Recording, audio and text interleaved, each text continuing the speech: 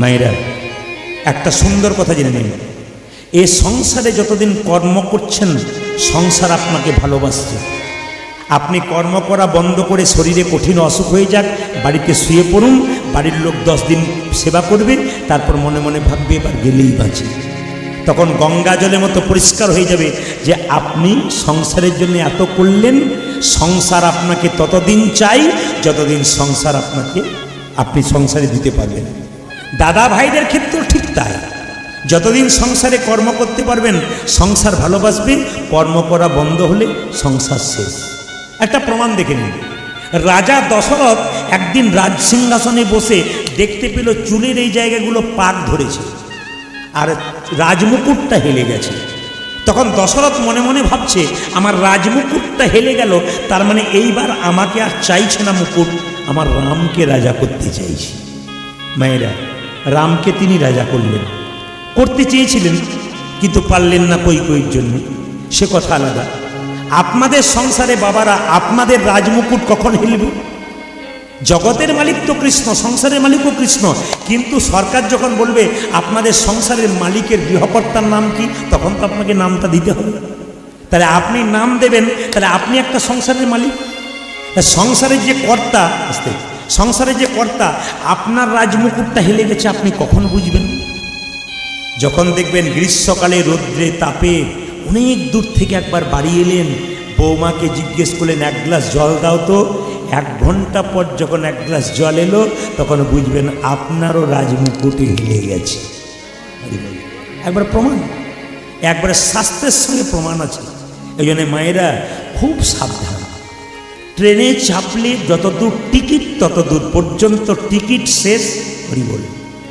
নাটকের মঞ্চে অভিনয়ে দেখবেন ফিমেল নিয়ে আসে বাইরে থেকে, গ্রামের ছেলেরা নাটক যাত্রা করে, একজন স্ত্রী সাজে, একজন মা সাজে, একজন বাবা সাজে, একজন কাকা সাজে, রং মেখে মেখে অভিনয় শেষ, সম্পর্ক শেষ। এ সংসারে আমরা তো অভিনয় করতে এসেছি, কেন? কেউ বাবা, কেউ মাসি, কেউ কাকি। যখন দেখবেন টিকিট শেষ, অভিনয় শেষ, রং মেখেছিলেন, আপনাদের চলে যেতে হবে। আপনি কি ভাবছেন আমার সংসার আমাকে কতজন ভালোবাসে, আমার ছাড়া সংসার চলবে না? আপনি ভুল করছেন। কেন? রাজা ছাড়া রাজ্য আটকে থাকে না। কেন? অনেক রাজা অনেক গেল এলো, কিন্তু রাজা ছাড়া যে রাজ্য আটকে থাকে না তা নয়, কেউ না কেউ করে।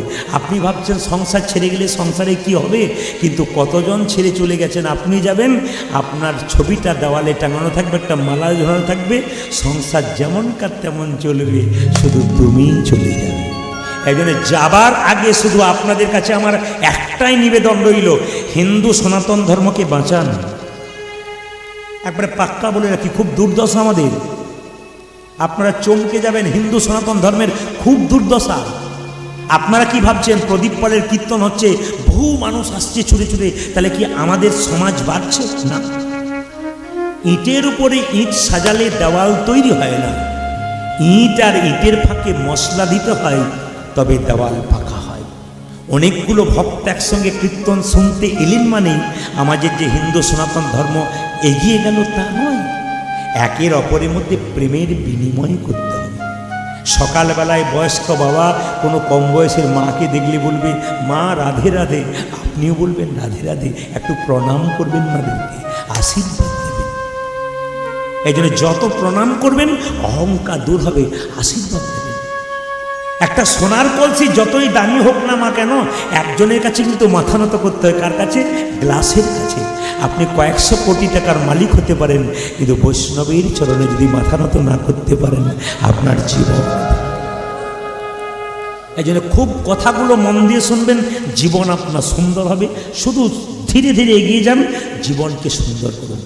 আজকে আমরা কীর্তন গান গাইতে নেমেছি বলে শুধুমাত্র আজকে মুর্শিদাবাদ নয়, আপনি চমকে যাবেন। প্রত্যেকটি জেলায় জেলায় গেলে, যে বাড়িতে বাসা থাকি, মানুষের ঢল নেমে যায়। কেন? অনেক মানুষ। কালকে যেমন একজন মহিলা বললেন, আমি মাছ মাংস ডিম সব খেতাম, আমার স্বামী তো আরও উগ্র লোক ছিল। এই দেখুন, আপনার কথা একাদশী শুরু করলাম, মালা ঝুলছে, মালা জপ করি। উনিও ছিলেন অসুরের মতো, উনি হয়ে গেছেন একবারে ভগবানের চরণে আশ্রিত হয়ে গেছেন। আমাদের জীবন পাল্টে গেল। আমি চাই এরকম করে জীবন পাল্টে যাক। আমি হয়তো পৃথিবীতে আর কোনো দিন এমন একটা দিন আসবে আপনাদের মতো আমিও থাকবো না, কিন্তু দুটো কৃষ্ণ ভক্ত তৈরি করে যেতে হবে। কেন বলুন তো? আমি আপনাদের বলে যাই, একজন কৃষ্ণ ভক্ত যদি 10 বছর বাঁচে তাতেও লাভ আছে, অভক্ত 100 বছর বাঁচলে ক্ষতি আছে। অভক্ত হয়ে গেলে 100 জন অভক্ত তৈরি করে যাবে, আর 10 বছর বাঁচবেন আপনি 100টা ভক্ত তৈরি করে দিয়ে চলে যাবেন। এই জন্য ভক্ত তৈরি করে দিতে হবে। এই মাসটা কিন্তু বিখ্যাত মাস, কেন বলুন তো? 12টা মাসের মধ্যে 3টে মাস খুব গুরুত্বপূর্ণ। একটা বৈশাখ মাস, একটা মাঘ মাস, আর একটা হচ্ছে কার্তিক মাস। আবার এই 3টে মাসের মধ্যে শ্রেষ্ঠ মাস কোনটা? কার্তিক মাস। এই মাসটার নাম নিয়ম সেবার মাস, এই মাসটার নাম হচ্ছে দামোদর মাস।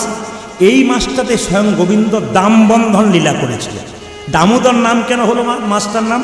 গোবিন্দের পেটটাতে, দাম মানে দড়ি আর উদর মানে পেট, গোবিন্দের পেটে মা যশোদা দড়ি দিয়ে খালি খাবো খাবো এই জন্য বেঁধে রেখেছিল দাম উদর। দামোদর মাস, দামবন্ধন লীলা গোবিন্দ করেছিল। এই জন্য আপনাদের কাছে নিবেদন রইল, যে যেখানে বসে আছেন মন দিয়ে শুনবেন। এই দামোদর মাসে কতগুলো গুরুত্ব আছে, বলবো না বাদ দিয়ে দেবো, আজকে বলেই যাই, শুনে নিন। এই দামোদর মাসে হ্যাঁ হ্যাঁ আচ্ছা আচ্ছা, শেষ নেই, বাবা বলেছেন বলতে হবে, বেশ এইদিকে তাকাবেন, মন দিয়ে শুনবেন। দামোদর মাসে কিছু কিছু কাজ আছে যেগুলো করতে হয়, বাবারা জানেন, আপনাদের একটু বুঝিয়ে দিই। ব্রাহ্ম মুহূর্তে উঠতে হয়, স্নান করতে হয়। এখন বলবেন ব্রাহ্ম মুহূর্ত কাকে বলে? সূর্য ওঠার 1 ঘন্টা 36 মিনিট আগে ওটাকে বলা হয় ব্রাহ্ম মুহূর্ত। অথবা আর একটা দৃষ্টান্ত দিচ্ছে, কি বলুন তো? আকাশে দেখবেন রাত্রি 3টের পর যে তারা থাকে, রাত্রি 3টের পর তারা থাকে, তারা যতক্ষণ থাকে ওই সময়টা কিন্তু ব্রাহ্ম মুহূর্ত। তারা যখন আপনার মিলিয়ে গেল তখন এটা ব্রাহ্ম মুহূর্ত নেই। 3টের পর থেকে যতক্ষণ তারা থাকবে আপনি স্নান করতে পারবেন। তাহলে ব্রহ্ম মুহূর্তে আপনি স্নান করলেন, স্নান করার পরে কী করতে হবে? মা একটা শুভ্র পোশাক পরবেন, দাদা ভাইদের সবার করতে পোশাকটা পরে কী করবেন? ভগবানের জপ করবেন।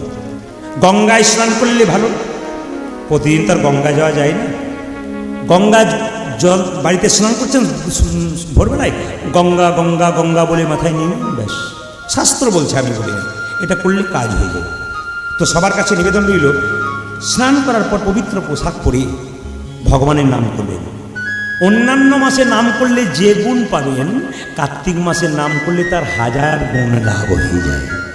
এই জন্য কার্তিক মাসটার গুরুত্ব আছে।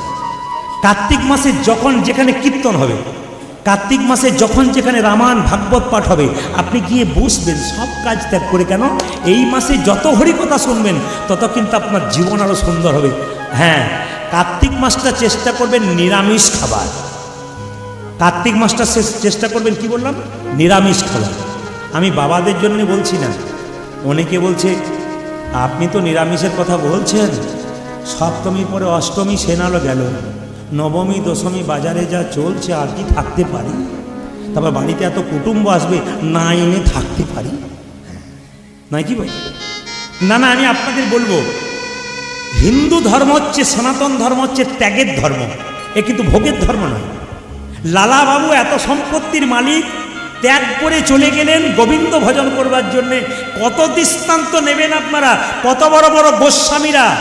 নরোত্তম দাস বাবাজি, কি অভাব ছিল নরোত্তম ঠাকুরের, বলুন, সংসার ত্যাগ করে চলে গিয়েছিল। ত্যাগ নইলে গোবিন্দকে পাওয়া যায় না। আপনি বলবেন আমি ভোগও করবো আর গোবিন্দকে ভজন করবো না, কিছু ত্যাগ স্বীকার করতে হবে। যেমন আমি আপনাদের বলে যাই, নিরামিষ খাবার কথা যখন বললাম তখন মন দিয়ে শুনবেন। যারা নিরামিষ খায় তারা হচ্ছে বট গাছের মতো, আর যারা আমিষ খায় তারা কলা গাছের মতো। কলা গাছ হুড়ুর করে বাড়ে আর হুড়ুর করে পড়ে, আর দেখবেন বট গাছ ধীরে ধীরে বাড়ে আর বহুদিন পরে মরে। কে বলেছেন? পরম প্রেমময় ঠাকুর অনুকূল চন্দ্র। তিনি বলেছেন শিক্ষা মুখে আছে কিন্তু ব্যবহারে নাই, এই শিক্ষার মুখে মারো ছাই। লোককে শিক্ষা দেবে তুমি আর নিজেই মানবে না, তাহলে এ শিক্ষার কোনো দাম নাই। যা বলবে তোমাকে মানতে হবে, তবে তোমার দাম আছে। ঠাকুর প্রেমময় এই কথাগুলো আমাদের সামনে ছুড়ে দিয়েছেন মায়েরা। যারা দেখবেন নিরামিষ খায় তারা দেখবেন চেটে চেটে জল খায়, আর যারা আমিষ খায় তারা কি করে খায়? হ্যাঁ, কি করে খায়? ওটাকে কি বলা হয়? এমনি করে খাচ্ছেন ঢক ঢক ঢক ঢক করে, যেটাকে আমরা সাধারণ কথা ওদিকে পুঁয়ে খাই বলা হয়, পিবে পিবে খাই। তা এখন কথা হচ্ছে জল চেটে চেটে খাচ্ছে কে বলুন তো? জল চেটে খাই কারা? আপনাদের জানা নেই? বাঘ খাই, বিড়াল খাই, কুকুর খাই, আর আমরা পিবে পিবে খাই, জল পুয়ে খাই। তাহলে আমরা কি খাবো? নিরামিষ খাবো। গরু জল চেটে চেটে খাই, হরিণ জল জেরে জেরে খায়। আচ্ছা, একটা হরিণ এত দৌড়াতে থাকে, দেখবেন একটা বাঘ তার পেছনে ছুটতে থাকে, হরিণ যতক্ষণ না আছাড় খেয়ে পড়ে ততক্ষণ পর্যন্ত বাঘটাকে ধরতে পারে না। হরিণ নিরামিষ খায়, আর বাঘ মাংস খাওয়ার পর দেখবেন করে। কেন বলুন তো? হাঁপিয়ে যায়। কিন্তু নিরামিষ আমাদের জন্য নিরামিষ বটে, কিন্তু আমরা আমিষ করেছি, কী করবেন? উপায় তো নেই। কিন্তু না, যত নিরামিষ খাবেন শরীর তত ভালো হবে। আপনি অ্যাপেলো চেন্নাই বড় বড় ডাক্তারবাবুর কাছে যান, দেখে নেবেন সব নিরামিষ ভোজি। আইনস্টাইন বিখ্যাত বিজ্ঞানী, আমি তার চরিত্র পড়েছি, পরিষ্কার লেখা আছে তিনি নিরামিষ ভোজি। বিখ্যাত বিখ্যাত ডাক্তার আছেন, তারা সব নিরামিষ ভোজি। কেন?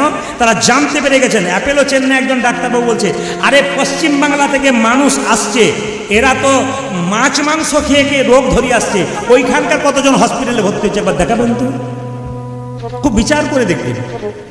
এই যে নিরামিষ খাওয়াটা খুব জরুরি, আপনারা যদি খেতে পারেন তাহলে আপনাদের ভালো হতে পারে। এইবার বলে দিই, এই দামোদর মাসে মায়েরা আসতে আপনারা দীপ দান করবেন।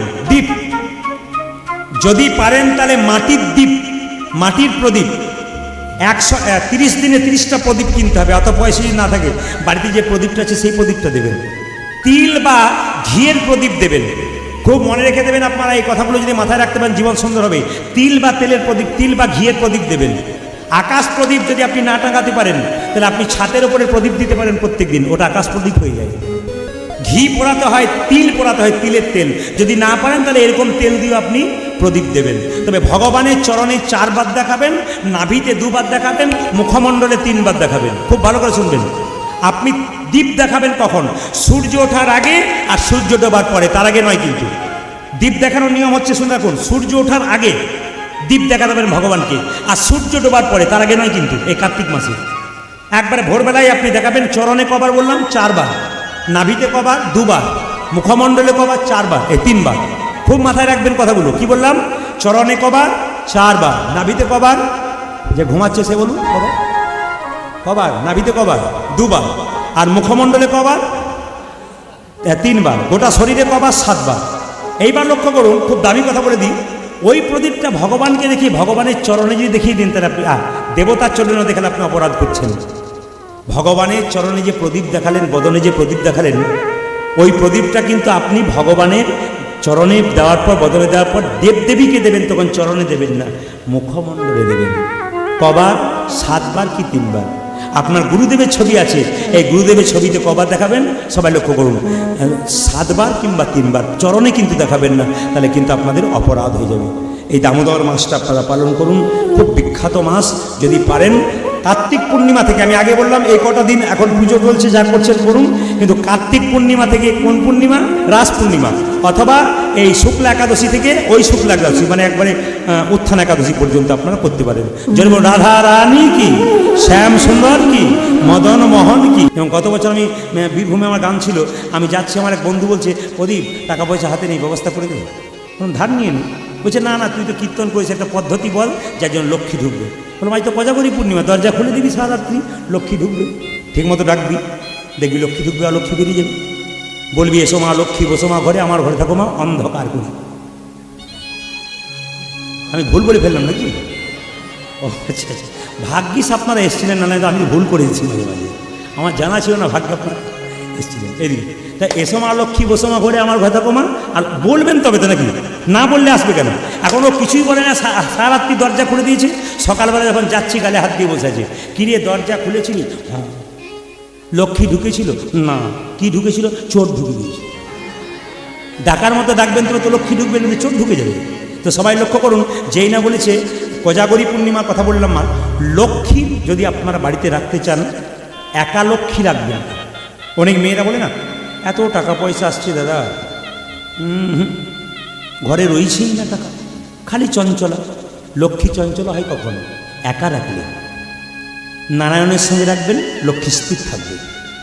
আপনার বাড়িতে অনুষ্ঠান হচ্ছে, মেয়েকে নিমন্ত্রণ করলেন, জামাইকে খুব একটা বলেননি, মেয়ে এলো, কিন্তু মেয়ে চঞ্চলা দেখানো পর্যন্ত ওকে কিছু বললো না, ভালো করে বললো না, তাহলে কি কোনো গণ্ডগোল হবে না? বাবা ওর খাওয়াটা পেটে ঢুকবে না, মন ওখানে থাকবে। তা লক্ষ্মীকে একা রাখবে না, নারায়ণকে ডাকবেন না, তাহলে লক্ষ্মী চঞ্চলা হয়ে যাবে না? খুব যুক্তি করে বুঝাচ্ছি আপনাদের সহজ করে। লক্ষ্মীকে বাড়িতে নারায়ণকে রাখতে হবে। তবে লক্ষ্মীকে কিভাবে রাখবেন? লক্ষ্মী 3 ভাবে রাখা হয়। দেখুন তো গুণে হিসাব করে ঠিক হচ্ছে কিনা। পদ্ম ফুলের মতো ফুলের ওপরে লক্ষ্মী থাকে, জোরে বলুন হ্যাঁ না না। পেঁচার ওপরে একটা লক্ষ্মী থাকে, ঠিক বলুন হ্যাঁ না না। আর একটা লক্ষ্মী দেখবেন, আপনারা দেখেননি, খুব কম দেখেছেন, দেখবেন হাতির উপরে লক্ষ্মী থাকে। বাড়িতে 3টে লক্ষ্মী শুভ, সবচাইতে শুভ লক্ষ্মী কোনটা বলুন তো? হাতির ওপরে যে লক্ষ্মী বসে আছে সেই লক্ষ্মী বাড়িতে লাগলে সবচাইতে শুভ। হাতির ওপরে যে লক্ষ্মী বসে আছে। আর নারায়ণ বসে আছে কোথায়? গরুরের ওপরে। লক্ষ্মী পুজোতে ঘণ্টা বাজাবেন না, কেন বলুন তো? ঘণ্টকর্ণ নামে এক দেবতা কানে ঘণ্টা ঝুলিয়ে বাজাতে বাজাতে রাস্তায় রাস্তায় যায়, আর লক্ষ্মী তাতে খুব বিঘ্ন হয়। ওই যে লক্ষ্মী যখন যেখানে থাকে, কলহ সেখানে চলবে না, বিবাদ সেখানে চলবে না। যে বাড়িতে কলহ বিবাদ ঝঞ্ঝট লেগে আছে, লক্ষ্মী সেখান থেকে নিতাই গৌর হরিবোল হয়ে যাচ্ছে। একটা মহিলা, একজন নারী 3টে জিনিসের জন্য নষ্ট হয়ে যায়। আজকে আপনাদের বলে যাই, একজন নারী 3টে জিনিসের জন্য নষ্ট হয়, নিজেকে শেষ করে দেয়। প্রথম, কথায় কথায় জেদ করা,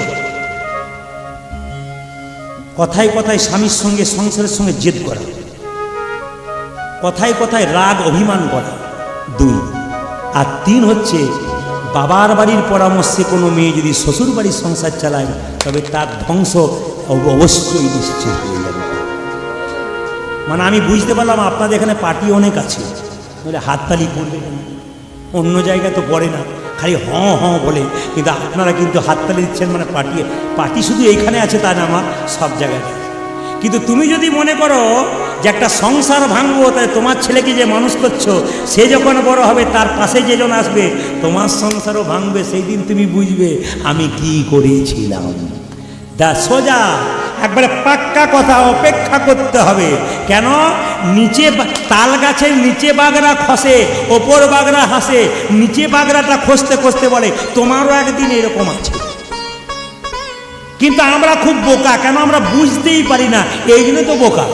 কিছু মনে করবেন না, যেখানে দেখবেন কসাইখানা ছাগল কাটা হয়, একটা ছাগলকে কেটে ছুলে চামড়াটাকে টাঙিয়ে দিয়ে মাংসটাকে কাটছে, লক্ষ্য করো না, একটা ছাগল দিব্যি বসে বসে ওখানে কাঁঠাল পাতা চিবোচ্ছে, ও জানে না এরপরে এর লাইনটা আছে। আমরাও সেরকম ছাগলের মতো শুধু কাঁঠাল পাতা চিবোচ্ছি, একবারও তাকাচ্ছি না যে আমারও এরপরে এই দশা আছে। আপনি ভাবছেন কি? আপনি কাঁদালে ভাবছেন আপনি কি সুখে থাকবেন নাকি? একবারে সুখে থাকবেন না। এই জন্য কোজাগরী পূর্ণিমা লক্ষ্মী পুজোর কথা আপনাদের বলে গেলাম।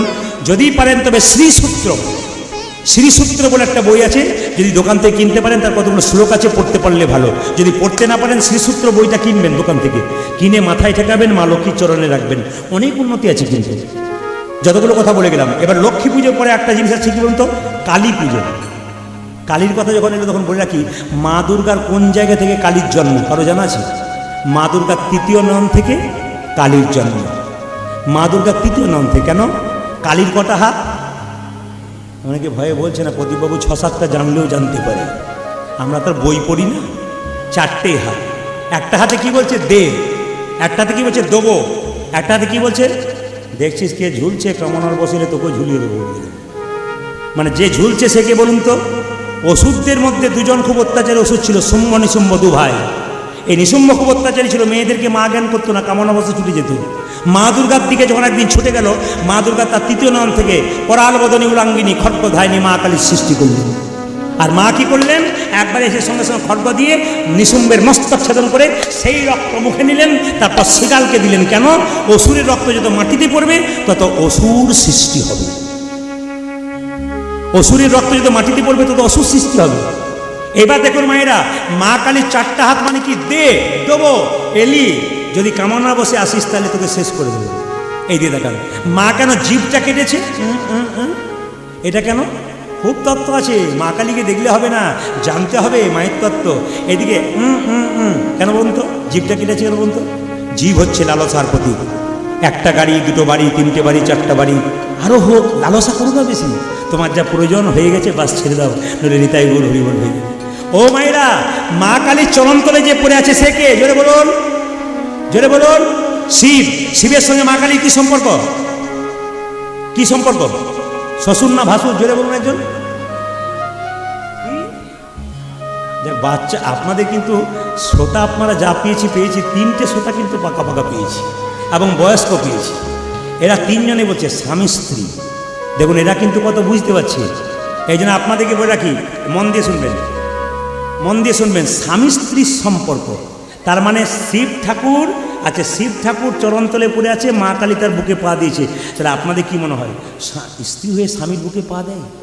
এর তত্ত্ব আলাদা আছে, আরেকদিন বোঝাবো। শুধু এইটুকু বলতে চাই, এক জায়গায় কীর্তন করতে গেছি, একটি মেয়ে আমাকে এসে বলছে, প্রদীপবাবু, ও প্রদীপবাবু, বলে কি স্বামীর বুকে পা দেওয়া যায়? বললাম আপনারা তো ইচ্ছা করেন, বারবার জিজ্ঞেস করছেন। বলছে আমার মাঝে মাঝে ইচ্ছা হয়। বলে কেন ইচ্ছা হয়?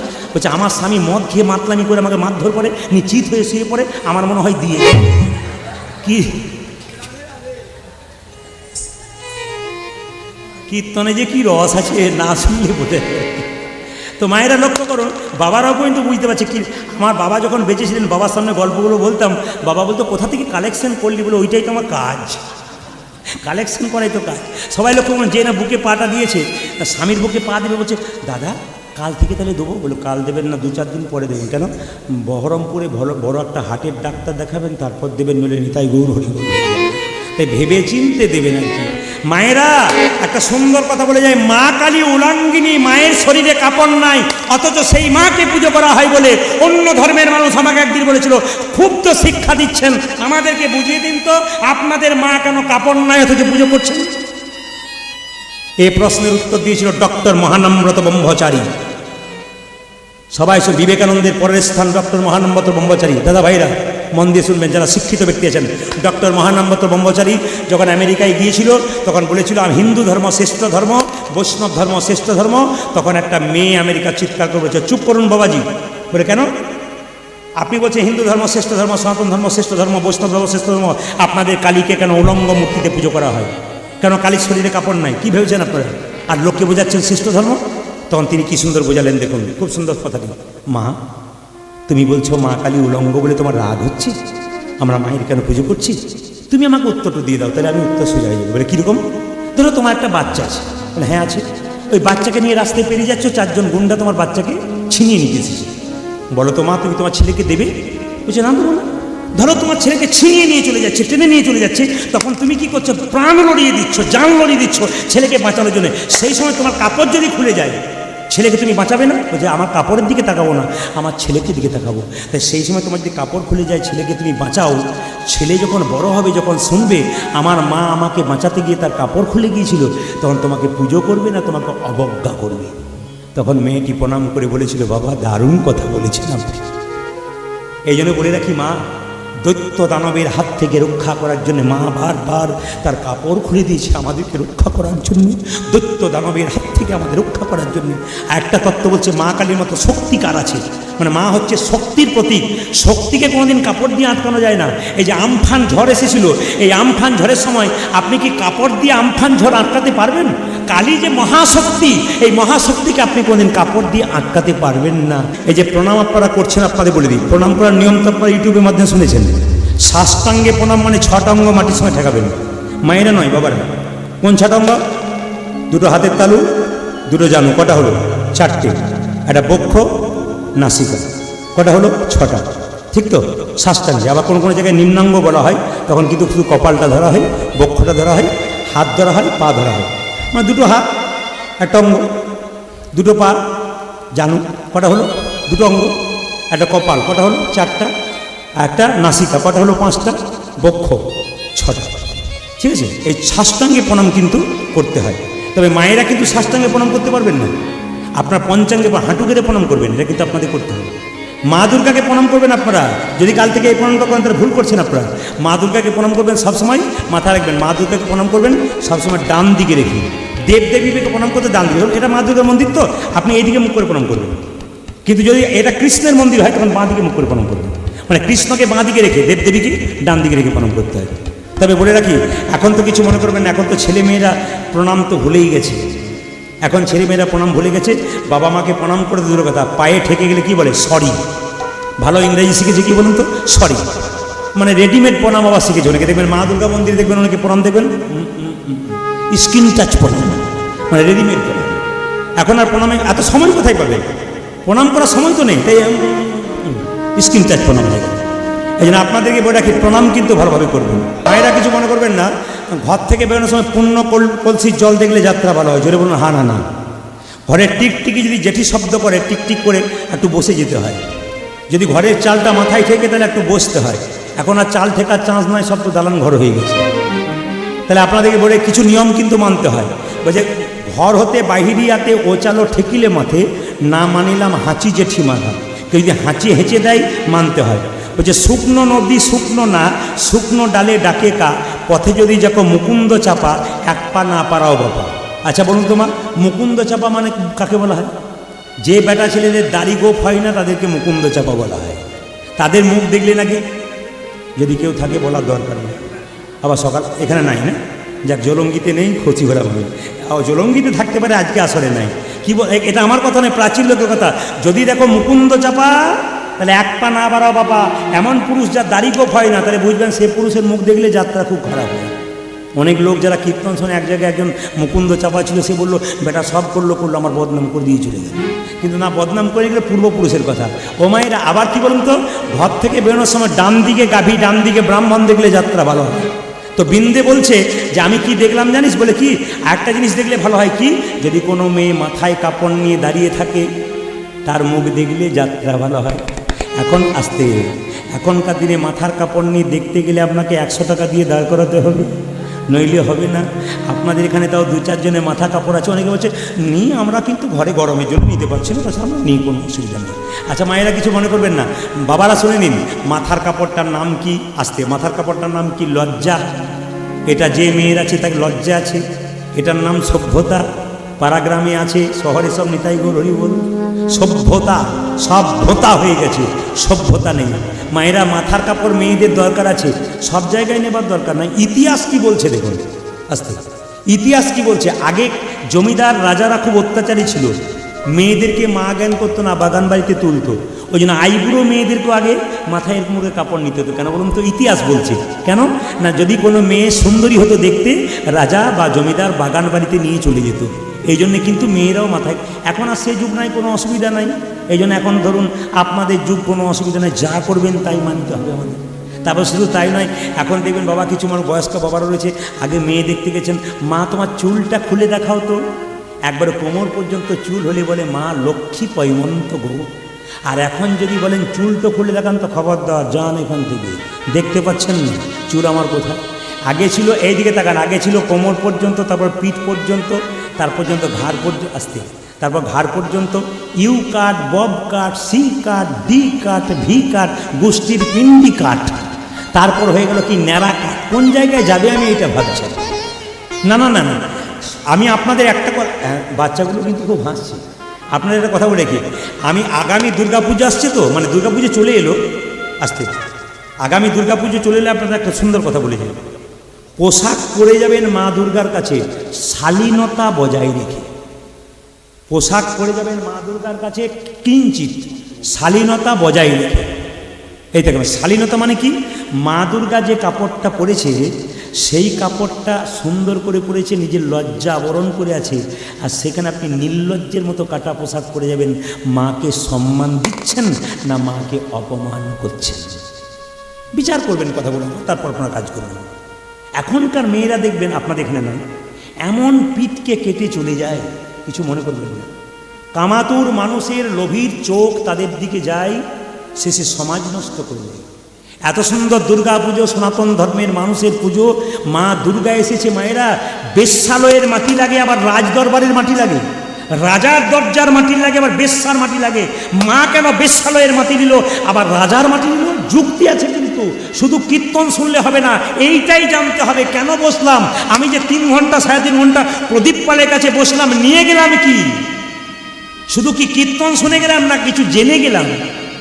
মা দুর্গা বলতে চাইছে, নিচ থেকে ওপর পর্যন্ত সব আমার কাছে সমান। একটা মা যদি সঠিক মা হয়, তার চাষি ছেলে যেমন সমান, তার একজন ইঞ্জিনিয়ার ছেলেও সমান।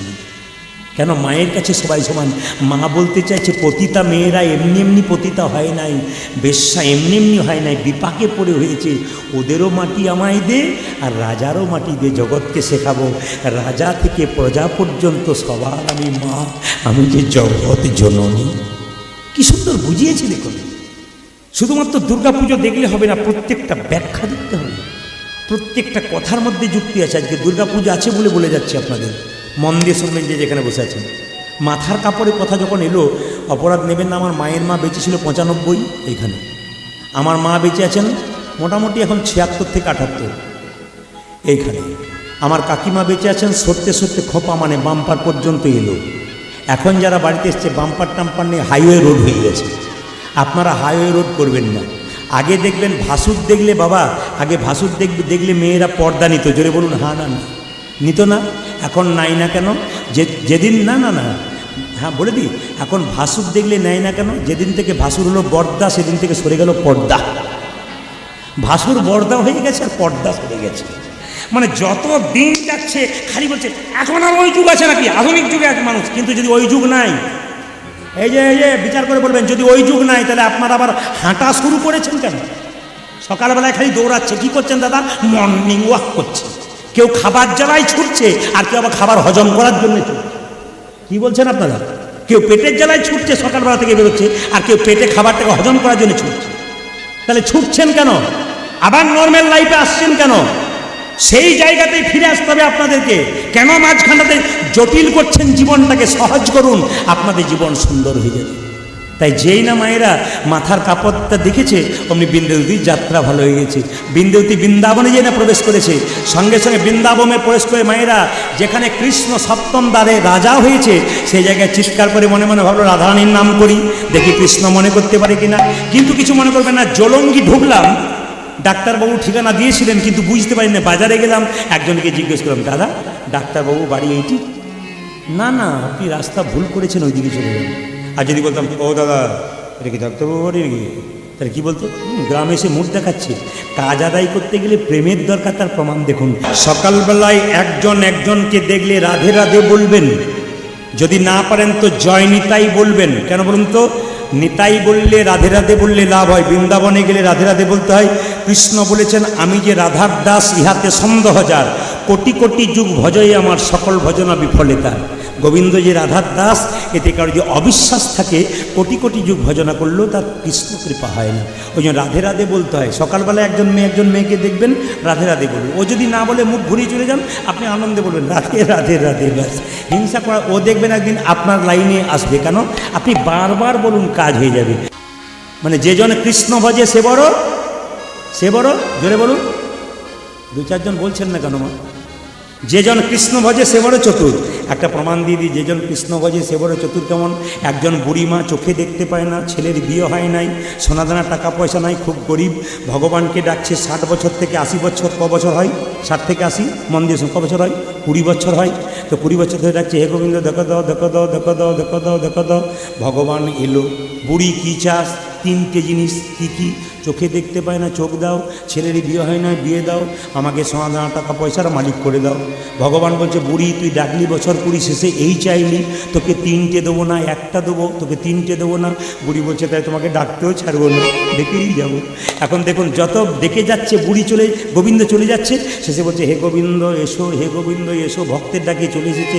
এসে বলছে বল বুড়ি তুই কী চাস? বলে আমি 3টে জিনিসই চাই। ছেলের বিয়েও হওয়া চাই, টাকা পয়সাও চাই, সোনাদানা চাই, আর আমার চোখও চাই। বলছে বুড়ি কিছু মনে করিস না, আমি 3টে জিনিস দিতে পারবো না, 1টা দেবো, যা চাইবি 1টা চেয়ে নে। তখন সঙ্গে সঙ্গে বুড়ি মনে মনে ভাবছে, হে গোবিন্দ 5 মিনিট বসো, তুমি যদি ডালে ডালে যাও আমি যাই পাতায় পাতায়। এমন একটা বর চাইবো 3টে পার্টি ওইখানেই আমার জোগাড় হয়ে যাবে। বলে কীরকম? 5 মিনিট বসো দেখি, আমার চোখও চাই, ছেলের বিয়েও চাই, সোনাদানাও চাই। তাহলে কী করা যায়? হ্যাঁ পেয়ে গেছি ঠাকুর, আমাকে এই বর দাও, একটাই দাও, তুমি যদি ডালে ডালে আমি যাই পাতায় পাতায়। বলে কী বর? আমি যেন সোনার খাটে বসে নাতি নাতনিদের খেলা করতে দেখতে পাই। কীর্তনে কত মজা আছে বুঝতে পারছেন? সারা রাত্রি শেষ করে দেবো। আপনারা ভাববেন যে চলছে না চলছে, কিন্তু আমার রিলটা তো 3 ঘন্টা করে। কী করবেন? প্রতিদিনের গান তো, রিল 3 ঘন্টা। ঘড়িতে দেখুন। তবে আমি আজকে আপনারা যেভাবে এটে সেটে বসছেন, আমি সিদ্ধান্ত নিয়েই ফেলে চাই 3টে পর্যন্ত গান করব। রাজি আছেন না? 3টে মানে আপনাদের আনন্দ করার দরকার না। ভোর 3টে নয়, 3 ঘন্টার কথা বলেছি। আর ঘড়ির দিকে তাকানো কখন পেরিয়ে চলে গেছে আর কি। মা যশোদা কাঁদতে কাঁদতে গোবিন্দ কাঁদতে কাঁদতে চলে যাচ্ছে, আর কেঁদে কেঁদে বলছে গোপালে রে সারা দে, গোপাল সারা দে। আপনাদের কাছে একটা ছোট্ট নিবেদন রাখি, যে যেখানে বসে আছেন, মায়ের মতো আপন পৃথিবীতে কেউ নেই। আমি জানি আগামীকাল সপ্তমীর দিন আপনাদের সকলের কাজ আছে। সকালবেলায় স্নান করতে হবে, মায়ের আরাধনা করতে হবে, অনেক কাজ। এই কাজকে ফেলে আপনারা কীর্তন শুনতে এসছেন। শুধু একটা কথা বলে যাব যে আপনারা যা করবেন করবেন, মা দুর্গাকে পুজো করবেন, মা কালীকে পুজো করবেন, সব দেবদেবীকে পুজো করবেন, দুটো দেবদেবীকে পুজো করতে ভুলবেন না। সবাই জানেন সেই দুটো দেবদেবীকে বলুন তো? একটি জীবন্ত মা, একটি জীবন্ত বাবা। অষ্টমীর দিনে মা দুর্গাকে পুষ্পাঞ্জলি দিয়ে যাচ্ছেন, না খেয়ে নতুন কাপড় পরে মা দুর্গা বলতে চাইছে, মাটির প্রতিমা পুজিস রে তুই, আগে জীবন্ত মা বাবার সেবা কর। আগে জীবন্ত মা বাবাকে সেবা না করলে তুই মাটির প্রতিমা পুজো করে তোর কোনো লাভ হবে না। ওই জীবন্ত মা বাবাকে আগে সেবা করতে হবে। আমি আপনাদের একটা ছোট্ট কথা বলে যাই। চাণক্য পণ্ডিতের নাম শুনেছেন মায়েরা? চাণক্য পণ্ডিতের, এই চাণক্য পণ্ডিত যখন ছোট ছিল না, তখন সামনের দাঁত দুটো খুব বড় ছিল। তো খুব বড় দাঁত ছিল। একজন জ্যোতিষ বলেছিল, মা তোমার ছেলেটার কী হবে জানো? তোমার ছেলেটা রাজা হবে। তখন চাণক্য পণ্ডিতের মা চাণক্যকে ধরে বলেছিল, বাবা তুই যখন রাজা হবি আমায় ভুলে যাবি না তো? চাণক্য বলেছিল, আমার দাঁতগুলোর জন্য আমি রাজা হব তো? দাঁতগুলো উঁচু আছে বলে? আচ্ছা ঠিক আছে, একটা পাথর এনে দাঁতগুলোকে ভেঙে দিয়েছি।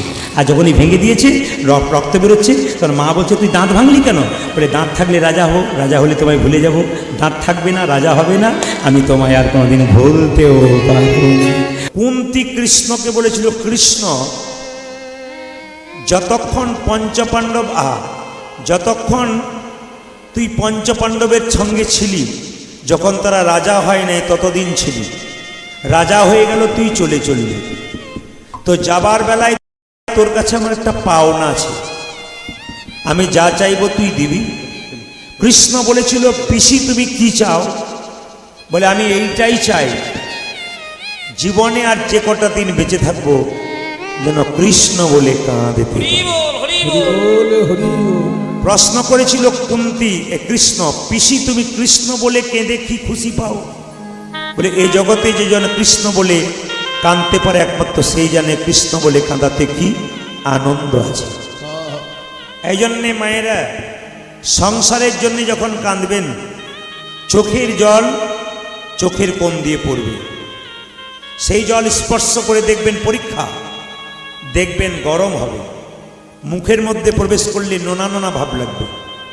কিন্তু কৃষ্ণের নামে কেউ যদি একবার কাঁদতে পারে, ও চোখের জল কিন্তু চোখের কোণ দিয়ে পড়বে না, মাঝ দিয়ে পড়বে। ও জল স্পর্শ করলে শীতল লাগবে, ও জল মুখের মধ্যে প্রবেশ করলে মিষ্টি মিষ্টি ভাব লাগবে। মহাপ্রভু চলে গেছেন বলে আজকে কাঁদছেন নবদ্বীপে সবাই, কিন্তু কেউ কেউ বেশি করে কাঁদছেন।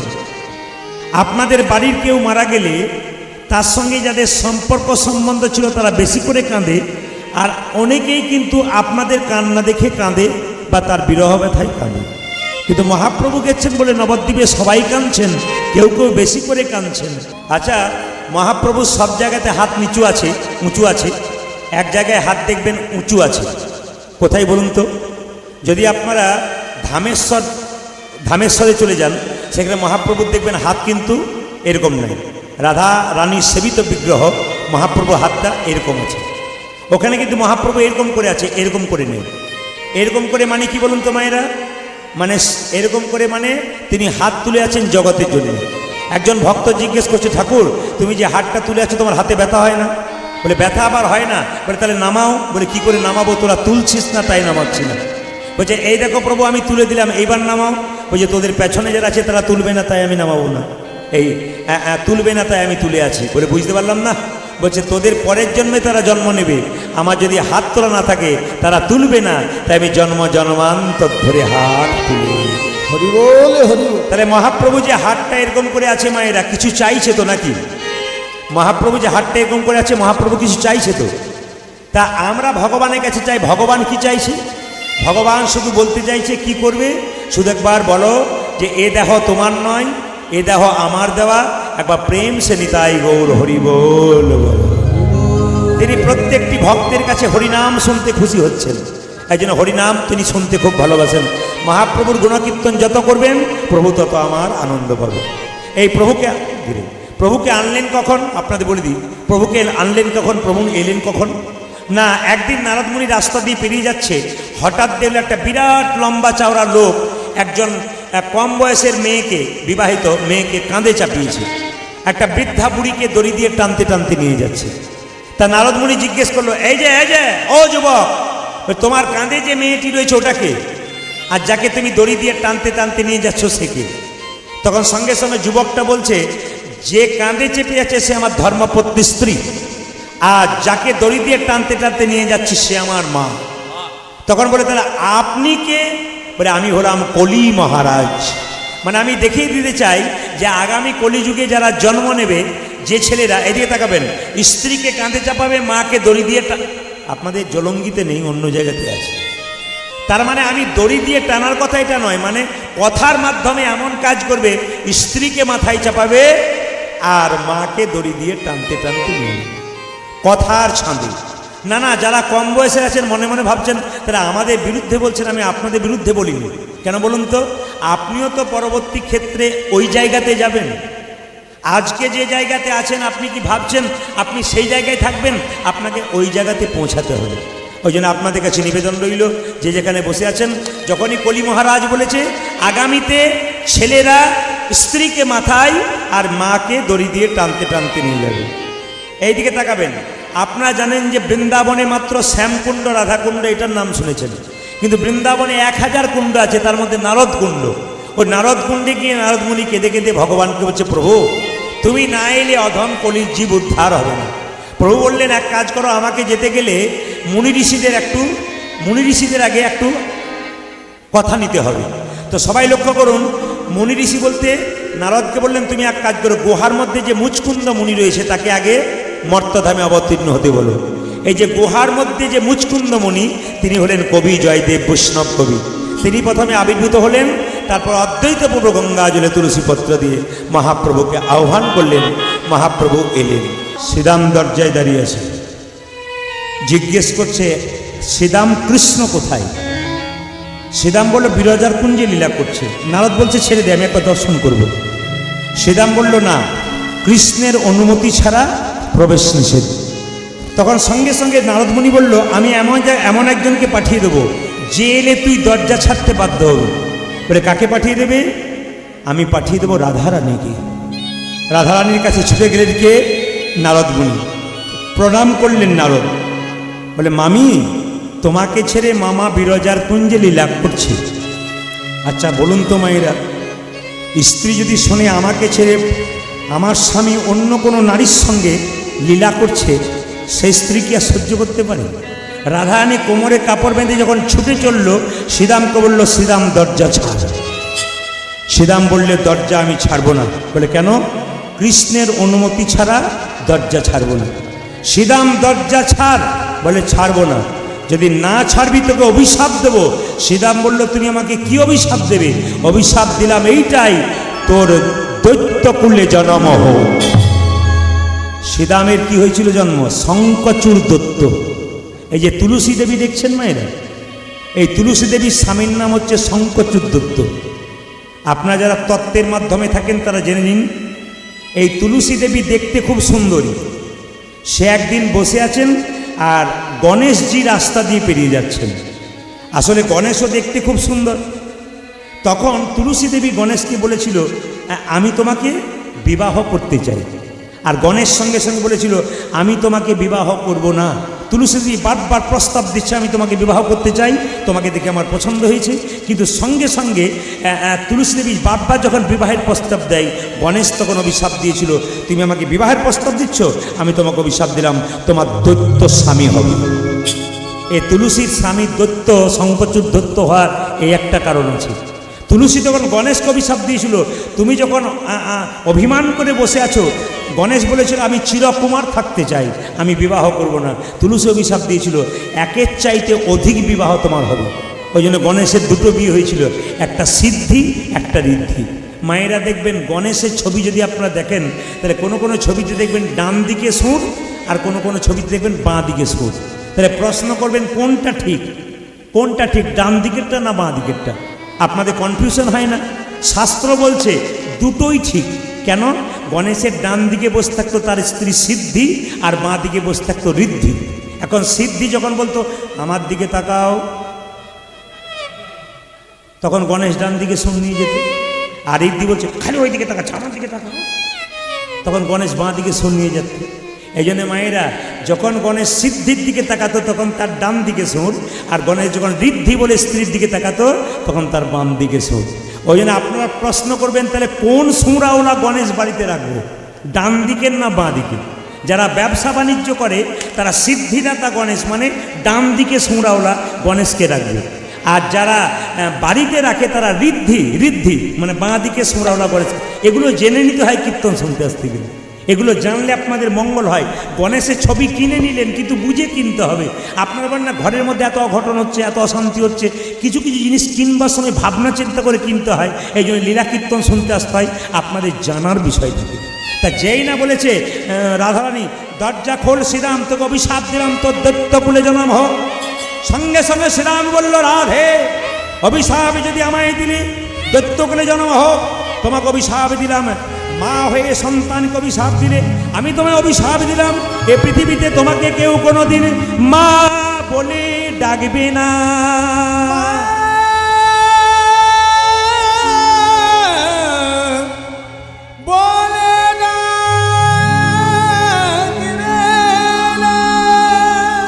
মায়েরা, রাধারানীকে শ্রীরামের অভিশাপ থেকে মা বলা হয় না, এক। দুই, এতে রাধারানী কষ্ট পায়নি। দ্বিতীয়বার যে অভিশাপটা শ্রীরাম দিয়ে দিল, রাধারানী আর সহ্য করতে পারল না। ওগো রাধে, তোমাকে অভিশাপ দিলাম, তুমি মা হতে পারবে না, তবু তোমার কষ্ট নেই, যন্ত্রণা নেই, তুমি দিব্যি আছো।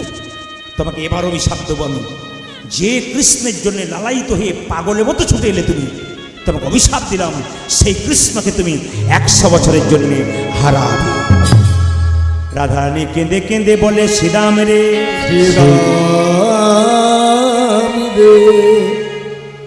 আমি মা হতে পারবো না, তাতে কোনো দুঃখ নাই, তাতে কোনো দুঃখ নাই, কিন্তু আমায় তুই কৃষ্ণ ছাড়া করতে বলিস না।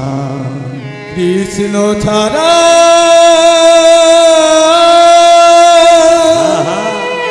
করিতে বলি না রে।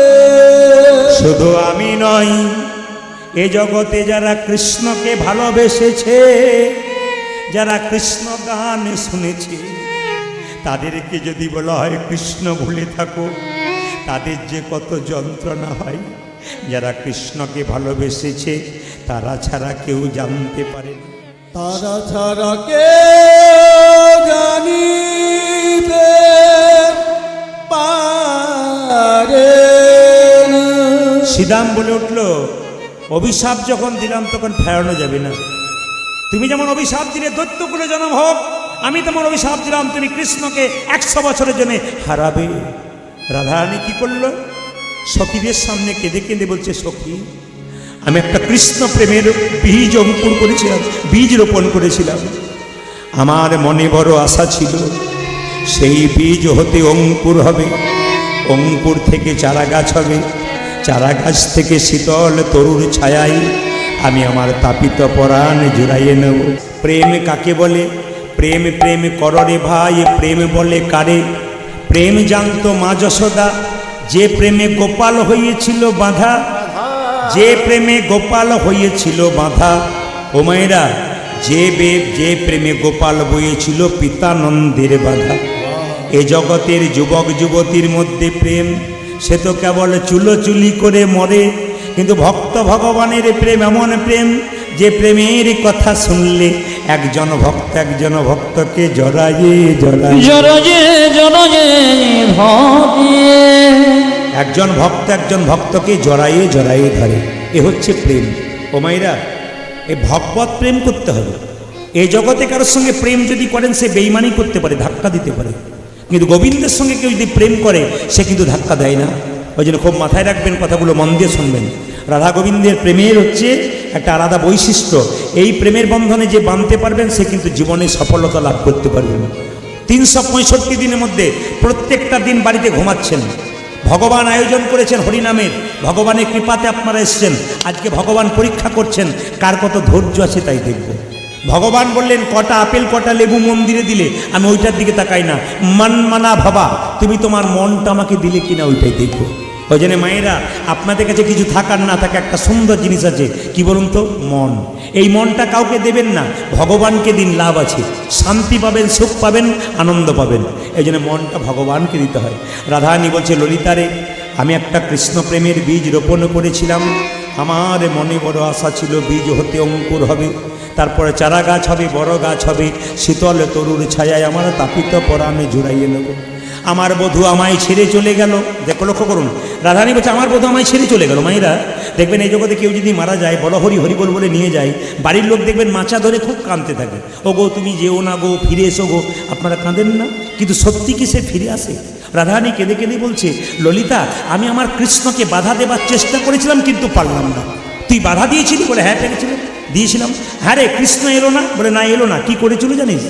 আমার বধূ যখন, শুনবেন মন দিয়ে, আমার বধূ যখন অক্কুরের রথে চেপে চলে যায়, ও মায়েরা, কৃষ্ণ যখন বৃন্দাবন থেকে মথুরায় যাচ্ছে, কার রথে চেপে গিয়েছিল? অক্কুরের রথে।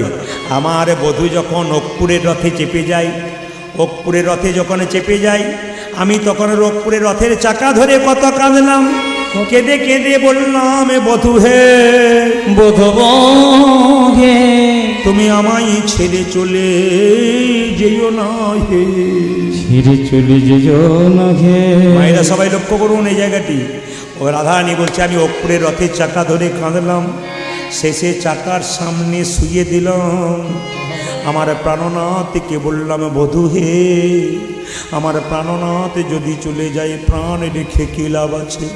ও গো অক্রূর, তোমার নাম কে অক্রূর রেখেছিল? তোমার নাম তো ক্রূর রাখা উচিত ছিল। আমার গোবিন্দকে নিয়ে চললে। এই দেখো, আমি প্রাচীনী লোকের মুখে শুনেছি যে কেউ যদি শুভযাত্রায় যায়, মরা মুখ দেখলে যাত্রা ভালো হয়।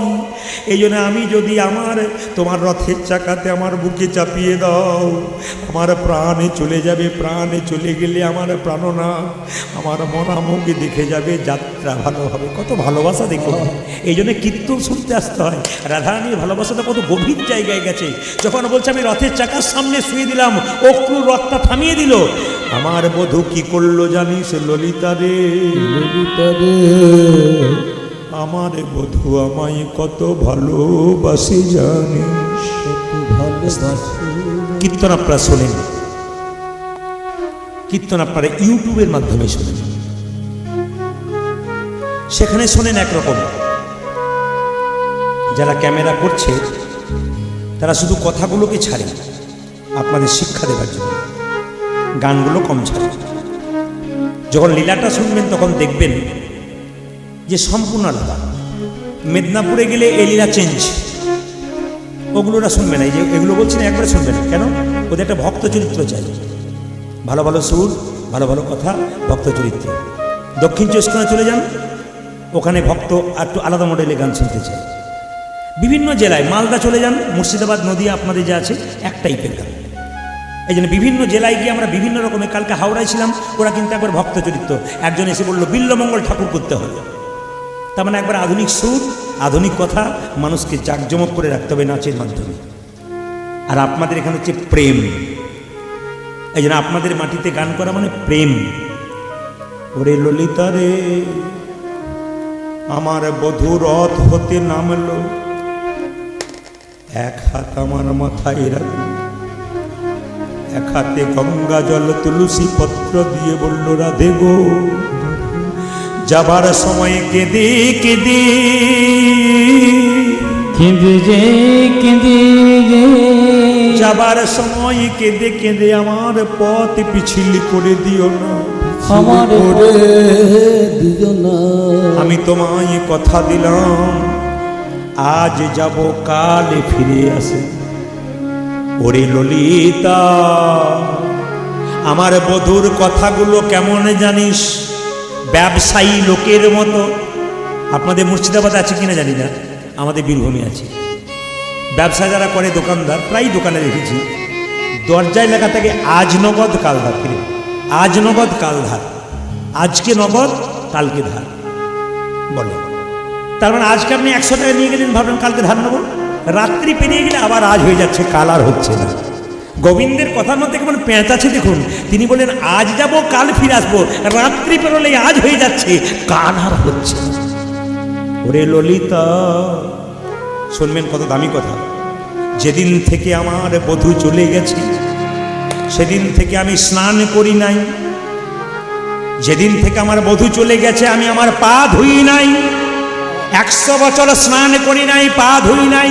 ললিতা বলছে তোর মাথা খারাপ হয়ে গেছে, পা ধুসনি কেন, মাথা তুই স্নান করিসনি কেন? বলে শোন ললিতা, যেদিন আমার বধূ আমায় ছেড়ে যাবে তার আগের দিনে আমার বধূ আমাকে কি করলো জানিস? নিজের হাতে সাজিয়ে দিল